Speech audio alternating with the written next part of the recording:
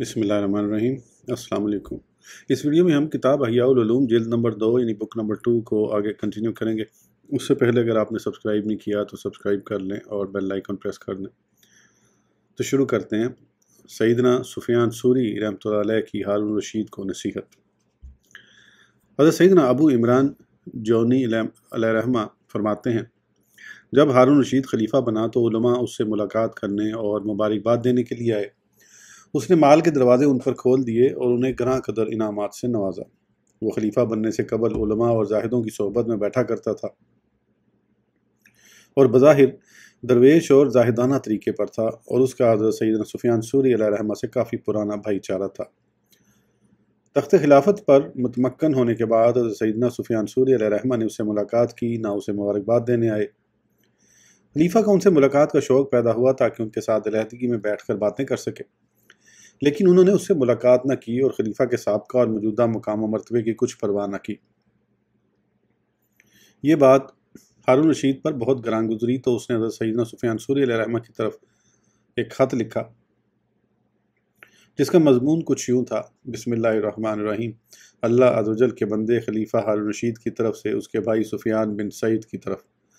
اے میرے بھائی، آپ جانتے ہیں کہ اللہ عز و جل نے مومنین کو ایک دوسرے کا بھائی بنایا ہے اور اس بھائی چارے کو اپنی رضا کے لیے قائم کرنے کا فرمایا ہے۔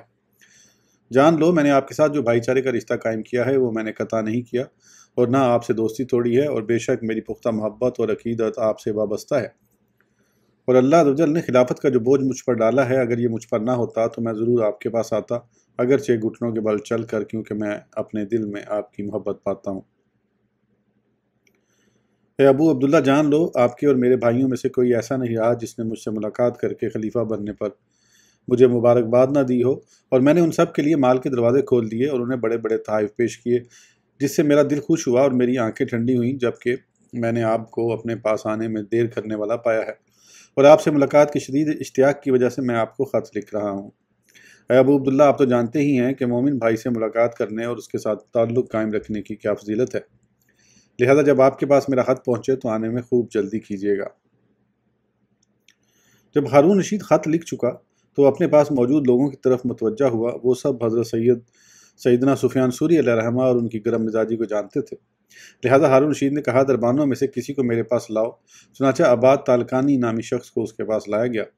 ہارون رشید نے اس سے کہا، اے عباد، میرا یہ خط لو اور کوفہ جاؤ۔ جب کوفہ میں داخل ہو جاؤ تو قبیلہ بنی سور کے بارے میں پوچھنا، پھر حضرت سیدنا سفیان ثوری علیہ رحمہ کے بارے میں پوچھنا۔ ان سے ملاقات ہو تو یہ خط انہیں دے دینا، اور جو کچھ وہ کہیں اسے اچھی طرح یاد کر لینا، اور ان کے تمام چھوٹے بڑے امور کو محفوظ کر لینا تاکہ مجھے بتا سکو۔ چنانچہ عباد خط لے کر چلا، حتیٰ کہ کوفہ پہنچ گیا تو اس نے قبلہ بنی سور کے بارے میں پوچھا تو اسے راستہ بتایا گیا۔ پھر اس نے حضرت سیدنا سفیان ثوری علیہ رحمہ کے بارے میں پوچھا تو بتایا گیا کہ وہ مسجد میں ہے۔ دربان کہتا ہے، میں مسجد کی طرف گیا، جب حضرت سیدنا سفیان ثوری علیہ رحمہ نے مجھے دیکھا تو کھڑے ہو گئے اور فرمایا، اعوذ باللہ السمیع العلیم من الشیطان الرجیم، اعوذ بک اللہم من تارک یترک، یعنی میں شیطان مردود سے اللہ عز و جل کی پناہ مانگتا ہوں جو سنتا جانتا ہے، اور اے اللہ عز و جل، میں ہر اس آنے والے سے تیری پناہ مانگتا ہوں جو بھلائی کے ساتھ نہ آیا ہو۔ عباد نے کہا، میں نے ان کلمات کا اثر اپنے دل میں پایا۔ جب انہوں نے مجھے مسجد کے دروازے پر اترتے دیکھا تو وہ نماز میں مصروف ہو گئے، حالانکہ نماز کا وقت نہیں تھا۔ میں اپنے گھوڑے کو مسجد کے دروازے پر باندھ کر اندر داخل ہوا تو میں نے دیکھا کہ ان کے ہم مجلس سر جھکائے بیٹھے ہیں، گویا کہ وہ چور ہیں جن کے پاس بادشاہ آ گیا ہے اور وہ اس کی سزا سے خوف زدہ ہیں۔ میں نے انہیں سلام کیا تو کسی نے بھی میری طرف سر نہ اٹھایا اور انگلیوں کے اشاروں سے مجھے سلام کا جواب دیا۔ میں کھڑا رہا، کسی نے بھی مجھے بیٹھنے کا نہیں کہا۔ ان کی غیبت کی وجہ سے مجھ پر لرزہ طاری ہو گیا۔ میں نے ان تمام کو دیکھ کر اپنے دل میں کہا کہ یہ نماز پڑھنے والے شخص ہی حضرت سیدنا سفیان ثوری علیہ رحمہ ہیں، تو میں نے خط ان کے سامنے رکھ دیا۔ جب انہوں نے خط دیکھا تو کانپنے لگے اور اس سے دور ہو گئے، گویا کہ وہ سانپ ہے جو محراب کی جانب سے ان کے سامنے آ گیا ہے۔ جب وہ نماز سے فارغ ہوئے تو اپنا ہاتھ آستین میں ڈال کر اسے اپنے چوغے میں لپیٹا اور ہاتھ سے خط لے کر اسے الٹ دیا اور حاضرین کو دیتے ہوئے کہا، تم میں سے کوئی اسے پڑھے، بے شک میں تو اللہ عز و جل سے بخشش چاہتا ہوں کہ اس چیز کو چھوؤں جسے کسی ظالم نے چھوا ہو۔ عباد نے کہا، ان میں سے ایک شخص نے اسے ایسے پکڑ کر کھولا گویا کہ سانپ اس کے سامنے منہ کھولے ڈسنے کو تیار بیٹھا ہے۔ جب اس کی مہر توڑ کر اسے پڑھنا شروع کیا تو حضرت سیدنا سفیان ثوری علیہ رحمہ تعجب کے انداز میں مسکراتے رہے۔ جب وہ خط پڑھ کر فارغ ہوا تو آپ رحمۃ اللہ تعالیٰ علیہ نے فرمایا خط کو پلٹو اور اس کی پشت پر اس ظالم کو جواب لکھو۔ عرض کی گئی اے ابو عبداللہ وہ خلیفہ ہے، اگر آپ کسی اچھے کاغذ پر جواب لکھوائیں تو اچھا ہے۔ فرمایا ظالم کو اسی کے خط کی پشت پر جواب لکھو، اگر تو اس نے یہ حلال کمائی سے حاصل کیا ہوگا تو ان قریب اس کی جزا پا لے گا، اور اگر اس نے اسے حرام ذریعے سے لیا ہے تو ان قریب اس کی وجہ سے آگ میں جلے گا، اور ہمارے پاس کوئی ایسی چیز باقی نہیں رہنی چاہیے جسے کسی ظالم میں شبہ ہو، ورنہ ہمارا دین خراب ہو جائے گا۔ عرض کی گئی ہم کیا لکھیں؟ فرمایا لکھو بسم اللہ الرحمن الرحیم، گناہگار بندے سفیان بن سعید سوری کی طرف سے امیدوں کے دھوکے میں گرفتار شخص ہارون رشید کی طرف جس سے ایمان کی خلاوت چھین لی گئی۔ میں نے تمہیں یہ بتانے کے لیے خط لکھا ہے کہ میں نے تم سے رشتہ اخوت قطع کر دیا ہے، تم سے محبت ختم کر دی ہے اور تیرے مقام و مرتبے سے متنفر ہوں۔ تم نے مجھے اپنے خلاف گواہ بنا لیا ہے کیونکہ تم نے اپنے خط میں اس بات کا اقرار کیا ہے کہ تم نے مسلمانوں کے بیت المال کو ناحق اور غیر محل میں خرچ کیا ہے۔ پھر تم نے اسی پر اکتفا نہ کیا بلکہ میں جو تجھ سے دور تھا اسے اپنے خلاف گواہ بنا دیا۔ جان لو میں اور اس خط کو پڑھتے وقت جو میرے بھائی موجود ہیں وہ سب تمہارے خلاف گواہ ہیں، اور کل اللہ عز و جل کے سامنے ہم تیرے خلاف گواہی دیں گے۔ اے ہارون تم مسلمانوں کے بیت المال پر بغیر ان کی رضا کے آئے ہو، کیا تمہارے اس فعل سے مؤلفات القلوب یعنی جن کے دلوں کو اسلام سے الفت دی جائے، اللہ عز و جل کی زمین میں زکوٰۃ وصول کرنے والے، اللہ عز و جل کی راہ میں جہاد کرنے والے اور مسافر راضی ہیں؟ کیا اس سے حفاظ قرآن، اہل علم، مساکین اور یتیم راضی ہیں؟ کیا اس سے تمہاری رعایا کے افراد راضی ہیں؟ اے ہارون کمر کس لو اور حساب کے لیے تیاری کر لو، جان لو عنقریب تمہیں عادل حاکم کے سامنے کھڑا ہونا ہے۔ تم نے اپنے نفس کو بہت بڑی مصیبت میں ڈال دیا ہے کہ تم نے اپنے آپ کو زہد اور علم کی حلاوت، قرآن پاک کی لذت اور نیک لوگوں کی مجلس سے محروم کر دیا، اور اپنی ذات کو ظالم بنانے اور ظالموں کا امام ہونے پر راضی کر دیا ہے۔ اے ہارون تم تخت پر بیٹھے، ریشمی کپڑے پہنے، اپنے دروازوں پر پردے لٹکائے رب العالمین سے مشابہت اختیار کرتے ہو۔ تم نے ان دروازوں اور پردوں کے پیچھے ظالم سپاہیوں کو بٹھا رکھا ہے جو لوگوں پر ظلم کرتے ہیں، انصاف نہیں کرتے، خود شرابیں پیتے ہیں اور شراب پینے والوں کو کوڑے لگاتے ہیں، خود زنا کرتے ہیں اور زنا کرنے والوں کو حد لگاتے ہیں، خود چوری کرتے ہیں اور چور کا ہاتھ کاٹتے ہیں۔ کیا لوگوں پر یہ احکام نافذ کرنے سے پہلے تم پر اور ان پر یہ احکام نافذ نہیں ہوں گے؟ اے ہارون اس وقت تمہارا کیا حال ہوگا جب کل منادی اللہ عز و جل کی طرف سے یہ اعلان کرے گا، ہانکو ظالموں اور ان کے ساتھیوں کو، تو کہا جائے گا ظالم اور ان کے مددگار کہاں ہیں؟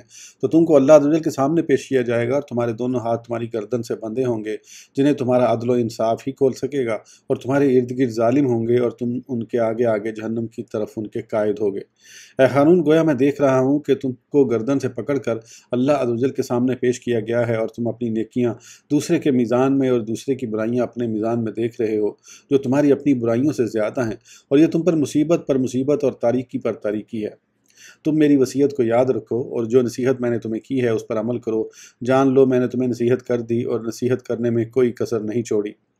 لہٰذا اے ہارون اپنی رعایا کے معاملے میں اللہ عز و جل سے ڈرو، اور رسول خدا صلی اللہ تعالیٰ علیہ وآلہ وسلم کی امت کے بارے میں رسول اللہ صلی اللہ تعالیٰ علیہ وآلہ وسلم کا لحاظ رکھو، اور رعایا پر اچھے انداز سے خلافت کرو، اور جان لو اگر یہ خلافت دوسروں کے لیے باقی رہتی تو تم تک نہ پہنچتی، اور یہ تجھ سے دوسروں کے پاس جانے والی ہے۔ اسی طرح دنیا کا معاملہ ہے کہ وہ دنیا داروں کے پاس سے یکے بعد دیگرے منتقل ہوتی رہتی ہے۔ ان میں سے بعض تو وہ ہیں جنہوں نے نفع بخش توشہ لیا، اور بعض وہ ہیں جنہوں نے اپنی دنیا و آخرت کو خسارے میں ڈالا۔ اے ہارون میرا گمان ہے کہ تو بھی انہی میں سے ہے جنہوں نے اپنی دنیا و آخرت کو خسارے میں ڈالا ہے۔ اس کے بعد تم مجھے خط لکھنے سے بچنا، میں تمہیں کوئی جواب نہیں دوں گا، والسلام۔ اب بات کہتے ہیں پھر انہوں نے بغیر لپیٹے اور مہر لگائے یوں ہی کھلا ہاتھ مجھے دے دیا، اور میں اسے لے کر کوفہ کے بازار کی طرف چلا۔ آپ کی نصیحت نے میرے دل پر اثر کیا تو میں نے کوفہ والوں کو پکارا، اے اہل کوفہ۔ انہوں نے مجھے جواب دیا۔ میں نے ان سے کہا، اے قوم، اس شخص کو کون خریدے گا جو اللہ عز و جل سے بھاگا اور اسی کی طرف رجوع آیا، وہ درہم و دینار لے کر میرے پاس آئے۔ میں نے ان سے کہا، مجھے مال کی کوئی حاجت نہیں، بلکہ کھردرا اونی جبہ اور کتوانی چوغا چاہیے۔ چنانچہ یہ دونوں چیزیں مجھے دے دی گئیں۔ میں نے انہیں پہنا اور جو لباس خلیفہ کے پاس پہنا کرتا تھا اسے اتار دیا، اور جو ہتھیار اٹھایا کرتا تھا انہیں گھوڑے پر لاد کر گھوڑے کو کھینچنا شروع کر دیا، حتیٰ کہ میں ننگے پاؤں اور پیدل چلتے ہوئے خلیفہ ہارون رشید کے دروازے پر پہنچا تو وہاں موجود دربان نے میرا مذاق اڑایا، پھر مجھے اندر آنے کی اجازت دی گئی۔ جب میں ہارون رشید کے پاس آیا تو انہوں نے مجھے اس حالت میں دیکھا تو کھڑا ہوا، پھر بیٹھ گیا، پھر کھڑا ہوا، اور اپنا سر اور چہرہ پیٹنے لگا اور واویلا مچاتے اور حسرت کرتے ہوئے کہنے لگا، قاصد نے نفع پایا اور بھیجنے والا نقصان میں رہا۔ مجھے دنیا کا کیا فائدہ، مجھے بادشاہت کا کیا فائدہ، بہت جلد یہ مجھ سے چلی جائے گی۔ عباد کہتے ہیں پھر میں نے وہ خط اسی طرح کھلا ہوا ہارون رشید کے سامنے رکھ دیا جس طرح حضرت سیدنا سفیان ثوری علیہ الرحمہ نے مجھے دیا تھا۔ ہارون رشید نے اسے پڑھنا شروع کیا اور اس کی آنکھوں سے آنسو بہہ رہے تھے۔ وہ سسکیاں لیتے ہوئے اسے پڑھ رہا تھا۔ اس کے بعد ہم مجلسوں نے کہا، اے خلیفہ سفیان نے آپ پر جرأت کی ہے، اگر آپ کسی کو ان کے پاس بھیج کر انہیں بھاری بیڑیاں پہنا کر قید خانے میں ڈالیں تو یہ دوسروں کے لیے عبرت ہوگی۔ ہارون رشید نے کہا، اے دنیا کے غلاموں، ہمیں چھوڑ دو، جو تمہاری باتوں میں آ گیا وہ دھوکے میں ہے، اور جسے تم نے ہلاک کر دیا وہ بدبخت ہے۔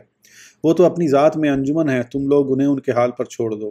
پھر حضرت سیدنا سفیان ثوری علیہ الرحمہ کا وہ خط ہمیشہ ہارون رشید کے پہلو میں رہتا، جسے وہ ہر نماز کے وقت پڑھتا حتیٰ کہ اس کا انتقال ہو گیا۔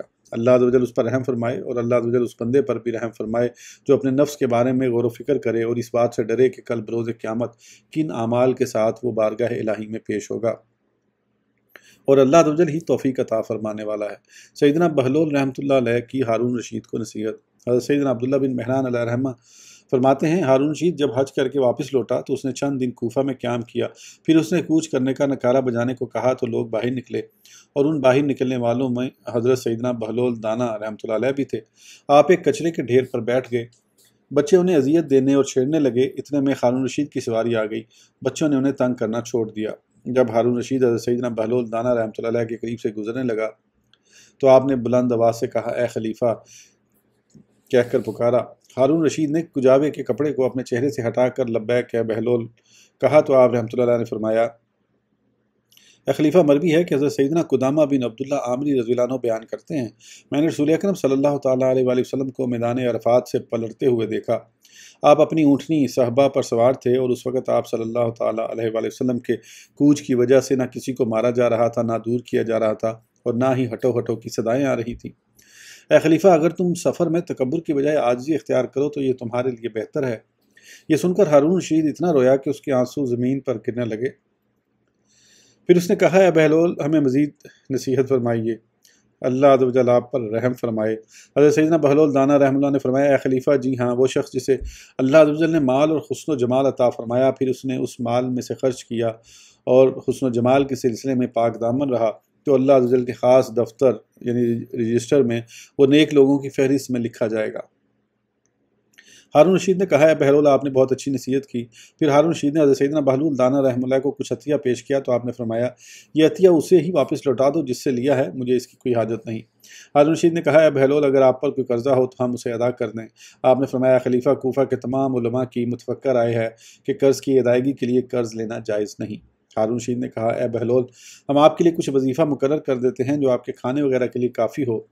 آپ رحمۃ اللہ تعالیٰ نے اپنا سر آسمان کی طرف اٹھایا، پھر کہا، اے خلیفہ میں اور آپ سب اللہ عز و جل کے زیر کفالت ہیں، اور یہ بات محال ہے کہ وہ آپ کو یاد رکھے اور مجھے بھول جائے۔ پھر ہارون رشید نے کجاوے کا پردہ گرایا اور چلا گیا۔ مامون کے سامنے ایک نوجوان کی حق گوئی۔ حضرت سیدنا ابو العباس ہاشمی علیہ رحمہ سے منقول ہے کہ حضرت سیدنا صالح بن مامون رحمۃ اللہ تعالیٰ علیہ فرماتے ہیں، میں حضرت سیدنا حارث محاسبی علیہ رحمہ کے پاس گیا اور ان سے کہا، اے ابو عبداللہ کیا آپ نے اپنے نفس کا محاسبہ کر لیا ہے؟ انہوں نے فرمایا، پہلے کبھی کر لیا کرتا تھا۔ میں نے کہا، اب کیا حالت ہے؟ فرمایا، اب میں اپنی حالت چھپاتا ہوں، میں قرآن پاک کی ایک آیت بھی پڑھتا ہوں تو اس میں بھی اپنے نفس کو سنانے میں بخل کرتا ہوں۔ اگر مجھ پر قرآن شریف پڑھنے میں سرور غالب نہ ہوتا تو میں زبان سے تلاوت قرآن کرنے کا اظہار بھی نہ کرتا۔ ایک رات میں اپنے محراب میں بیٹھا تھا کہ اچانک ایک خوبصورت چہرے والا اور خوشبو میں بسا نوجوان میرے سامنے آیا اور سلام کر کے بیٹھ گیا۔ میں نے اس سے پوچھا، آپ کون ہیں؟ اس نے جواب دیا، میں ایک سیاح ہوں اور ان لوگوں کے پاس جاتا ہوں جو اپنے محرابوں میں عبادت کرتے ہیں۔ میں نے آپ کو عبادت میں کوشش کرنے والا نہیں پایا، آپ کیا عمل کرتے ہیں؟ میں نے کہا، میرا عمل مصیبتوں کو چھپانا اور فوائد حاصل کرنا ہے۔ یہ سن کر اس نوجوان نے چیخ ماری اور کہا، میں نہیں جانتا کہ مشرق و مغرب کے درمیان کوئی شخص اس صفت پر ہو۔ میں نے اسے مزید کچھ بتانے کا ارادہ کیا تو میں نے کہا، کیا تمہیں معلوم نہیں کہ اہل قلوب اپنے احوال کو پوشیدہ رکھتے اور اپنے رازوں کو چھپاتے ہیں، اور اللہ عز و جل سے بھی دعا کرتے ہیں کہ وہ ان کے احوال کو مخفی رکھے۔ جب ان کا حال یہ ہے تو تم کیسے انہیں جان پاؤ گے؟ یہ سن کر اس نے چیخ ماری اور بے ہوش ہو گیا۔ وہ 2 دن تک بے ہوشی کی حالت میں میرے پاس رہا۔ جب اسے افاقہ ہوا تو اس کے کپڑے بول و براز کی وجہ سے نجس ہو چکے تھے۔ میں سمجھا کہ شاید اس کی عقل زائل ہو گئی ہے۔ چنانچہ میں نے ایک نیا کپڑا نکالا اور اس سے کہا، یہ میرا کفن ہے، میں نے اس میں تم کو اپنے اوپر ترجیح دی، لہذا تم غسل کر کے اپنی فوت شدہ نمازوں کی قضا کرو۔ اس نے کہا، مجھے پانی دو۔ پھر اس نے غسل کیا اور نماز پڑھی۔ پھر کپڑے کو جسم پر لپیٹ کر باہر نکلا تو میں نے پوچھا، کہاں کا ارادہ ہے؟ اس نے کہا، میرے ساتھ آؤ۔ تو وہ چلتا رہا حتیٰ کہ مامون رشید کے پاس پہنچ گیا۔ اس نے مامون رشید کو سلام کر کے کہا، اے ظالم، اگر میں تجھے اے ظالم نہ کہوں تو میں خود ظالم ہوں۔ تمہارے بارے میں کوتاہی برتنے پر اللہ عز و جل سے بخشش چاہتا ہوں۔ اللہ عز و جل نے جو تجھے بادشاہت دی ہے اس کے بارے میں تو اللہ عز و جل سے نہیں ڈرتا، اللہ عز و جل سے نہیں ڈرتا۔ اس طرح کی اس نے بہت سی باتیں کی، پھر نکلنے کا ارادہ کیا۔ میں دروازے پر بیٹھا ہوا تھا۔ مامون رشید نے اس کی طرف متوجہ ہو کر کہا، تم کون ہو؟ اس نے کہا، میں سیاح ہوں، میں نے آپ سے پہلے صدیقین کے اعمال میں غور و فکر کیا تو اپنے لیے اس میں کوئی حصہ نہ پایا، تو میں نے تمہیں نصیحت کی کہ شاید میں ان کے ساتھ مل جاؤں۔ مامون رشید نے اس کی گردن مارنے کا حکم دیا، پھر اسے اسی کپڑے میں لپیٹا ہوا باہر نکالا گیا۔ میں دروازے پر ہی بیٹھا تھا۔ منادی نے اعلان کیا، اس کا ولی کون ہے؟ آ کر اسے لے لے۔ حضرت سیدنا حارث محاسبی علیہ رحمہ فرماتے ہیں، میں چھپ گیا، غریب مسلمانوں نے اسے لے کر دفن کر دیا، میں بھی ان کے ساتھ تھا۔ میں نے لوگوں کو اس کی حالت نہ بتائی۔ پھر میں نوجوان کا غم لیے قبرستان کی مسجد میں ٹھہر گیا۔ اسی دوران مجھے نیند آ گئی۔ میں نے دیکھا کہ وہ نوجوان ایسی عورتوں میں ہے کہ ان سے زیادہ خوبصورت میں نے کسی کو نہیں دیکھا۔ اس نوجوان نے مجھ سے کہا، اے حارث، اللہ عز و جل کی قسم، آپ ان لوگوں میں سے ہیں جو اپنے احوال کو چھپاتے اور اپنے رب عز و جل کی اطاعت کرتے ہیں۔ میں نے کہا، وہ لوگ کیا کرتے ہیں؟ اس نے کہا، ابھی وہ تم سے ملاقات کریں گے، فرماتے ہیں۔ پھر میں نے سواروں کی ایک جماعت دیکھی۔ میں نے ان سے کہا، آپ کون ہیں؟ انہوں نے جواب دیا، اپنے احوال کو چھپانے والے۔ تمہاری باتوں نے اس نوجوان کو حرکت دی، جو کچھ تم نے بیان کیا تھا اس کے دل میں اس میں سے کچھ بھی نہیں تھا، لہٰذا یہ امر بالمعروف و نہی عن المنکر کے لیے نکلا، اور اللہ عز و جل نے اسے ہمارا ساتھ عطا کیا اور اپنے بندے کی خاطر اس کے قاتل پر غضبناک ہوا۔ اس ویڈیو کے لیے اتنا ہی، پھر انشاءاللہ اگلی ویڈیو میں آگے کنٹینیو کریں گے۔ اس وقت تک کے لیے اجازت دیجیے، سبسکرائب کرنا نہ بھولیں۔ اللہ حافظ۔